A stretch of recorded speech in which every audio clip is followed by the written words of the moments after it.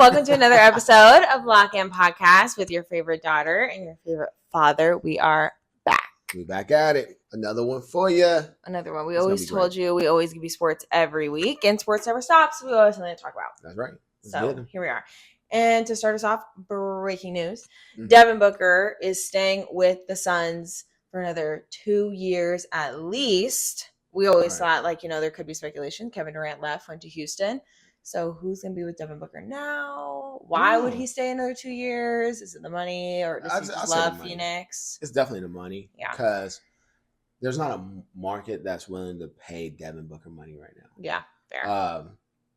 It'd be interesting to me to see if he goes somewhere after these 2 years. I think it's almost 175. 145. 145 million.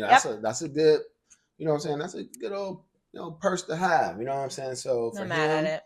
yes. And I think he really does generally want to stay in Phoenix. So this is a good way to see where Phoenix, the GM and ownership can get him some help. There's a lot of potential in Phoenix. Yeah. I mean, with him there, you have a star. Yeah. You could build around that. Yeah. The problem is, I think they spent so much money and effort on Bradley Beal, and they tried to make it like the three. Yeah. And wasn't the three when guys. you do that, you give up a lot. So I think he'll be great for him to see what they can do in the next 2 years, and give him an opportunity to explore after that if it doesn't work out. And he's young. Yeah. His whole career won't be in Phoenix, probably. No. I could see him leaving at some point. Someone else will snatch him up because they'll be able to pay him a max contract. You know, so he signed a max contract a few years back. Yeah. So this is just an extension of that. So 2 years, 145, good way, DB. Take it. Go to get that money and see what they can do for you. If they can't, 2 years from now, you'll have Wemby will be on his fourth year. Yeah. Completing his fourth year. Yeah. Spurs will look nice with him and Fox. You have a veteran in Booker. It's probably going to be on another Olympic team somewhere down the road. Yeah, he will be. Who knows what the Celtics are doing? If you haven't heard, I think it was earlier this week or last week, the Celtics were actually open to trading boy Brown if possible to see if they can open up some cap space. I think that's so stupid. And do all this randomness. So, all these teams are going to be looking for somebody like Booker in 2 years. There's still a lot of movement that can happen. That's right. And Giannis even said something I thought was interesting. He was on a streaming platform, and he said he wants to stay in Milwaukee. He really likes Milwaukee, which I was surprised. Yeah. I could see him maybe wanting to leave there at some point. I think for players like that, and Booker may be in this category. They love the city. Yeah, they've won. I've been there. I've done it. Chip, right? Yeah. So you could ride that wave. You know what I'm saying, and see how it goes, and hopefully it works out. It's rare to have a player loyalty. Yeah. It's even rare to have a team loyalty. Yeah. So I don't know. That's gonna be, if the two can work out, the two sides come together. That'd be nice. Yeah. I mean, and speaking of money, when you go to the college football side, I mean, the fact that 18-year-olds are millionaires. Anyway, not the point, but I just get that role. Yeah, just anyone. Anyway, but number one recruit, defensive tackle, just committed to LSU. And it was actually interesting because yes, he's from Louisiana, makes sense, but he could have went anywhere, and he picked LSU. And LSU, yes, I mean, some people consider it still football, but they haven't done anything since Burrow was there. We're gonna be completely honest. I mean, what have they done? That is true, what have they done? But they had Daniels. Daniel was a good one. Yeah. I don't know, the starting quarterback potentially this year, needs a miss. No idea. Long name. No idea. We're gonna say long name. Yeah. But he wasn't bad last year. But LSU is always going to be a team in the SEC that can make some noise. But it's just because they're in the SEC, I feel like. Well, yeah. The SEC is, if you can be a top 5 team in the SEC, you could probably, and don't come at me Pac-12. I'm about to say Pac-12, Big Ten, all of them. Don't calm down. But they can make some noise in a lot of, in the college football, the bracket's getting bigger. Yeah. Right? The playoffs is bigger. Yeah. What was it? Brian Kelly. Right? He's doing his thing. He's trying. I think they're above 500. I think we looked up a stat. It was 40. They're above 500 40 barely, games. They though. won 29 of those. Barely. I mean, so yeah. I like LSU. I see why he stayed home, because he's going to get paid. LSU has booster money. They've always number one recruit. Yeah. So for him, I ain't gotta go nowhere. I'm about to get it. Like I said, 18-year-olds, million. It's just blowing my mind. Can I get that bag before I even get there? Yes, you can, son. They'll love it. I'm guaranteed right now. He probably got 3 Chargers in his crib. And never cared. Can't even drive them either. Anyway, and then speaking of NIL, now coaches can get some paid for their likeness with EA Sports College 26. It's coming out. Everyone calm down. All the boys are freaking out about it. You guys are nerds. But now coaches are in on it, like the actual people that you can have. Right. But Deion Sanders, Bill Belichick were like, no, you cannot use my likeness. They don't need to. That's what I was thinking. I was like, they really don't care. They don't need it. And I'm Bill Belichick. But is it also like you're playing like the I'm too cool game, like too much? Like Bill Belichick, you're the coach of North Carolina. You might want to. Wait, how many rings? How many Lombardi trophies did that man got? What, about 5? Too many. 6? Too many. So say my name however many times you want. Yeah. My name is solidified in football. Yeah. I'm Bill Belichick. I don't need the NIL money. Yeah. Because North Carolina, them Tar Heels are cutting me a fat check. God, the fattest check. And Deion Sanders is the same. Deion Sanders is like, I'm fine where I am. Fine. I don't need none getting of that. The money regardless. Take that money you're gonna give to me from EA or whatever, and give it to my program. Yeah. So that I can go recruit. Because without money, you're no longer recruiting in college football. Fair. Yeah. So I don't need the money. I don't need my likeness. People know who I am. So if I'm Deion, Belichick, no. Don't even ask. Will you be playing the game? Would you want to play the game? I will be playing the game. But on honesty, guys, I'm not that good. Last time I was on there, I got worked by like some 8-year-old. I'm pretty sure it was probably in Iowa. You know what I'm saying? So I don't play it regularly. Like people really play it. You know what I'm saying? To get in there, you know what I'm saying? I'll play. Yeah. I'll do the short quarters because I got things to do. Right. So I'll do a short quarter. With anybody that want to get online and, you know what I'm saying, run it. But I don't get mad when I get it's weird though. I literally know someone who's like, I'm in the CFP championship 2045. I'm like, right. How have you played 20 seasons already? Anyway. Right. You know, because the game has evolved from when I started. Yeah. Like when I started, it was just the number. Yeah. You know what I'm saying? So people don't even know. I was on the first wave of EA before NIL even thought about it. You know what I'm saying? So I've been doing it for a while. It's fun. It's a great game. You know what I'm saying? It's a great game. Hey. Fine, why not? Shout out to the 8-year-old from Iowa. I don't know if you're from Iowa. We're not even sure if you're from Iowa. Little dude was all trash. He was like, yo, you can't stop me. I'm like, little dude, it's 10:30. I know you're supposed to be in bed, homie. Where are your parents? Where's your school at? But then why are you up? You need to be parenting. I'm grown. I could be up at 10:30. Shoot. I was like, that little dude was murdering me. That's why dad shouldn't be playing, guys. It's just I like this game, but I could take an L. I'll give my props to people that win. You know what I'm saying? But yeah, shout out. Well, a bunch of people will be playing the game, but you just can't be Bill Belichick and you can't be Deion Sanders. So anyone that was trying to live that life, you just can't live it. Just gotta be yourself, man. Always be yourself. Exactly. But jumping into current present, NBA Summer League is even happening right now. And I feel like for people that might not get what Summer League's for, can you guys explain what Summer League's for? To people that kind of don't get it. I mean, why do we have a Summer League? I think it's important though. It's development. Exactly. And I think that's what they put it for. Yep. Summer League is a really good way for undrafted players to get into the game. If you've signed, if you got drafted, it's to show if you were right. I mean, the league show is if different. You should be on, and it's like G League or like you're on the team, right? Like this is kind of like starts to be the dividing factor if we really want to put you on roster. Like, for instance, let's say a couple days ago, I watched the Lakers. Bronny started. Bronny did start. Yeah. Oh boy, Connect. Mm-hmm, yeah. Connect was on the roster all season last year. Yeah, but he still played in Summer League. He got a couple games. He in Summer League. They said he was hoping to do Summer League to develop his passing and dribbling skills because they know he can shoot. Early competition. Right? Bronny out here trying to be a defensive stopper. Yeah. That boy's quick though. Shout outs. Because I didn't know he was that fast. That boy got the twitch. He's been putting some work in. You can tell. You know, it's a good spot. And I love it. I actually am glad that they give people chances. Because the NBA is a hard sport to get into. You know, like I personally never had an opportunity. Didn't want to. That wasn't my path. Yep. But I have known players, at the collegiate level that wish Summer League was around when they, you know what I'm saying, had a chance. So it's a good shout out. Well, players that don't need to do it are like Ben Caro, because now he just signed his 5-year, almost $300 million. So Ben Caro will be staying right where he is. Where's the NBA getting all this money? That's a lot of money getting spent right now. I'm like, dang, I'll be number 16.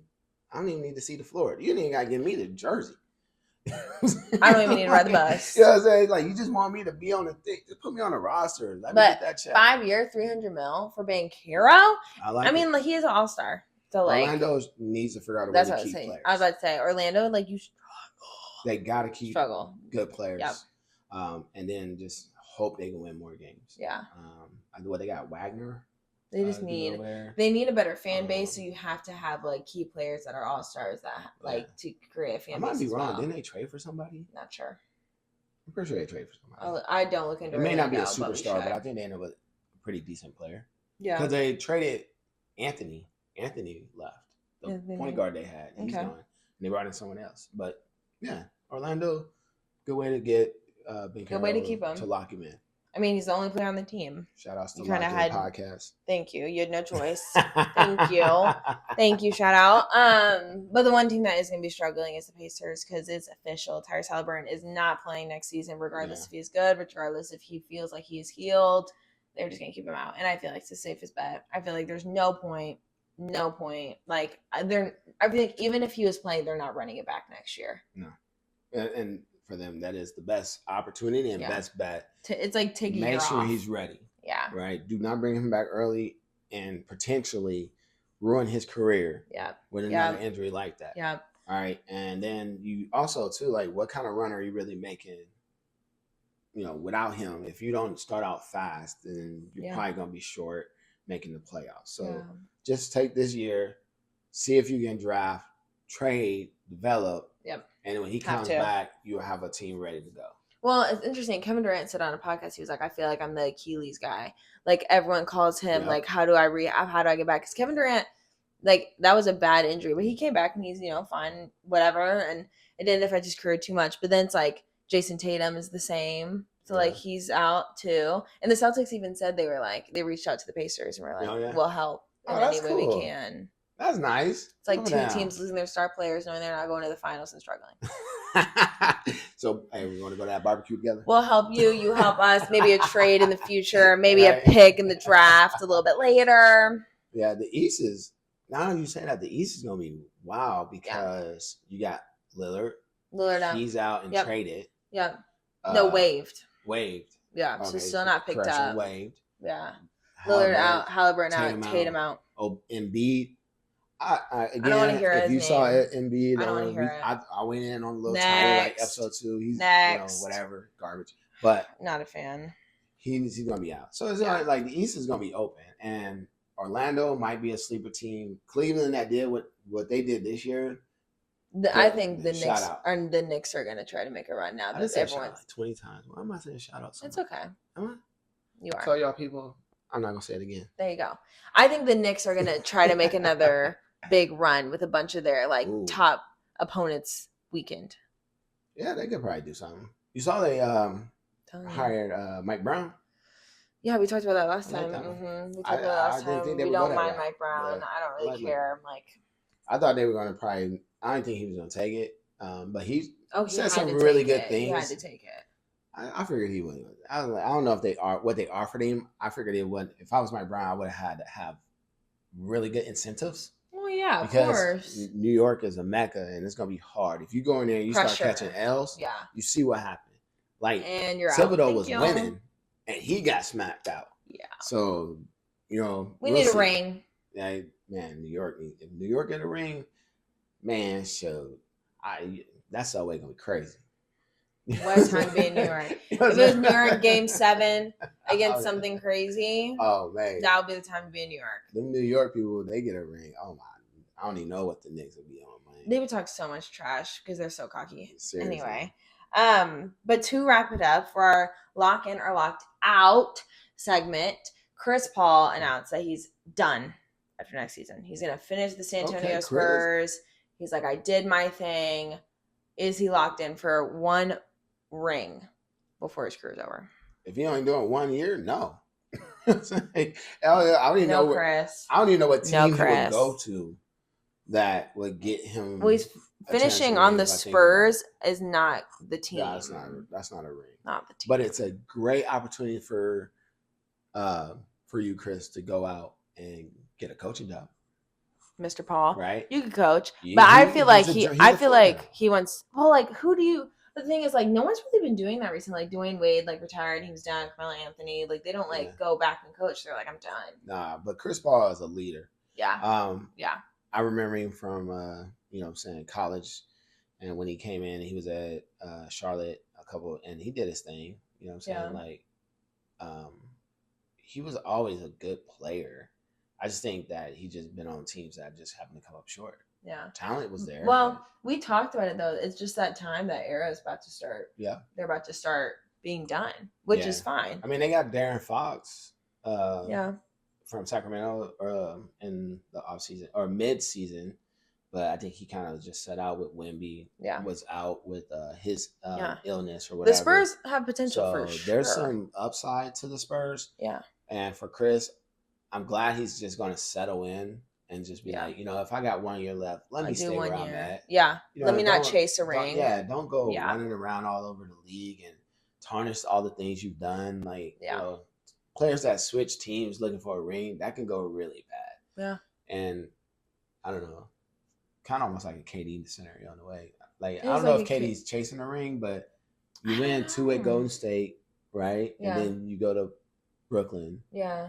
It didn't work out at Brooklyn. Right, didn't work out. Quick didn't work out. Go to Phoenix. Don't work out. I don't know. Now, I feel like KD wants to find like a settling place. Like I genuinely feel like he does. I just don't know what the team needs to give him. Is it money? Is it a ring? Is it just I like it here? I think KD's cool. Because Houston, I'm not surprised by it. I'm kind of like, okay. Yeah, that's what I'm saying. And Houston, I like because they have a potential. They have a good team. And that's who Phoenix has now, Jalen Green. Yeah. So Jalen Green and Devin Booker. Yeah. We'll see how it works out. I don't think that's not a ring. That's not no. But it's a nice. He's Jalen Green's super young. Yeah. So he can learn from Devin Booker, and he can definitely bring up that team for sure. Okay. Yeah, that'll work. It wasn't a waste of a trade, I think. Yeah.